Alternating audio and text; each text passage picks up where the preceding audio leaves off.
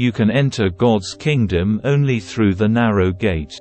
The highway to hell is broad, and its gate is wide for the many who choose that way. But the gateway to life is very narrow and the road is difficult, and only a few ever find it. Beware of false prophets who come disguised as harmless sheep but are really vicious wolves. You can identify them by their fruit, that is, by the way they act. Can you pick grapes from thorn bushes, or figs from thistles? A good tree produces good fruit, and a bad tree produces bad fruit. A good tree can't produce bad fruit, and a bad tree can't produce good fruit.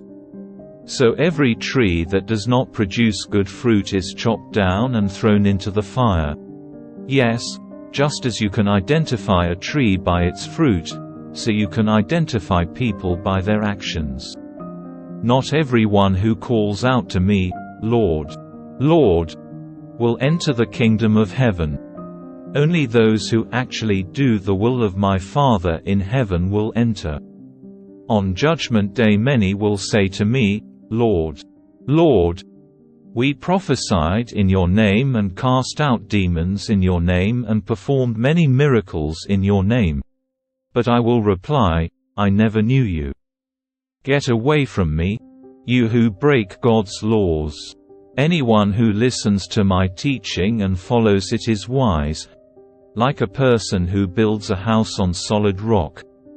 Though the rain comes in torrents and the flood waters rise and the winds beat against that house, it won't collapse because it is built on bedrock. But anyone who hears my teaching and doesn't obey it is foolish, like a person who builds a house on sand. When the rains and floods come and the winds beat against that house, it will collapse with a mighty crash. When Jesus had finished saying these things, the crowds were amazed at his teaching, for he taught with real authority, quite unlike their teachers of religious law.